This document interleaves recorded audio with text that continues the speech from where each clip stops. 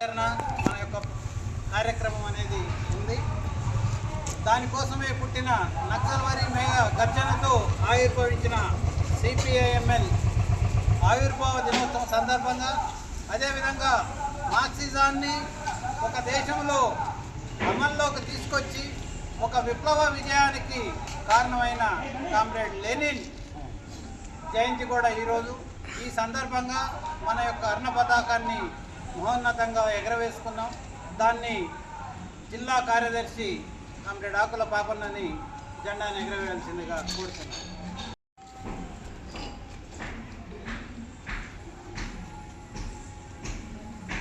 CPIML democracy, up up socialism, down down capitalism, up up socialism, down down capitalism. Matilale CPIML democracy, CPIML democracy, Matilale, CPIML democracy, Matilale, పోరాటాలు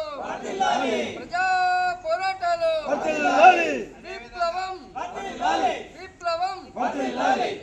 ఈ సందర్భంగా దానిలో విఫలమైతుండ్రు అని చెప్పేసి, దీనికి తోడుబాట తప్ప ఇంకొకటి లేదు అని చెప్పేసి ఆనాడు నక్సల్బరీ మూవ్మెంట్ కానీ, శ్రీకాకుళ పోరాటం కానీ, ఇవన్నిటితోనే సిపిఐఎంఎల్ న్యూ డెమోక్రసీ ఆవిర్భవించింది. సిపిఐఎంఎల్ న్యూ డెమోక్రసీ ఆవిర్భవించినప్పుడు ఆనాడు ఎమ్మెల్యేగా ఉన్న తరిమిల నాగిరెడ్డి దానికి రాజీనామా చేసి ఇటు ఎంఎల్ పార్టీ వచ్చాడు. రామచంద్రయ్య గారు ఎమ్మెల్సీగా ఉంటూ టీచర్స్ నుంచి ఎమ్మెల్సీగా గెలిచి తను ఇటుపక్కన వచ్చాడు. అట్లాగే మాదాల నారాయణస్వామి ఎమ్మెల్యేగా చేశాడు, ఎంపీగా చేశాడు. తాను విప్లవ రాజకీయాల వైపే ఉందాము అని చెప్పేసి ఆనాడు ఒక 13,000 సభ్యత్వం ఉంటే 10,000 సభ్యత్వం ఎంఎల్ పార్టీ వైపు వచ్చింది. సిపిఎం నుంచి వచ్చేటప్పటికి 10,000 సభ్యత్వాన్ని మొత్తం కార్యకర్తలు, నాయకులు అందరూ కూడా వచ్చారు. అయితే ఆ 10,000 మందిని మనం నిలబెట్టుకున్నామా నిలబెట్టుకోలేదు. కానీ ఒకటి, ఈ దేశంలో మార్పు అనేది ఎన్నికల ద్వారా రాదు. ఎన్నికల ద్వారా అంటే వాళ్ళు డబ్బు, సారా, కులము, మతము, ప్రాంతము అన్ని చేసి వాళ్ళే అధికారాన్ని ఉంటారు. ఈ ఎన్నికల ద్వారా మారడానికి ఏమాత్రం అవకాశం లేదు.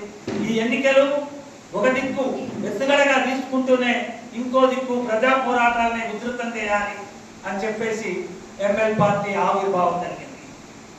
ఎంఎల్ పార్టీ ఆవిర్భావం జరిగిన తర్వాత ఎందరో మంది నాయకులు తన ప్రాణాలని బలిదానం చేయడం జరిగింది. అందులో ఏదో డాక్టర్లు ఉన్నారు, ఇంజనీర్లు ఉన్నారు, ఎంతో మంది మేధావులు ఉన్నారు. వాళ్ళందరూ కూడా ఈ దేశంలో మార్పు రావడానికి మనం చూడాలి, మార్పు రాకపోతే కష్టము అనేది అన్నారు. ఒక దిక్కు చూస్తున్నాం, బెంగాల్ ఆనాడు కరువు వస్తే 1,00,000 మంది ఆకలితో చచ్చారు. ఇంకోటి, పాకిస్తాన్ భారతదేశం విడిపోయినప్పుడు లక్షలాది మంది చనిపోవడం జరిగింది.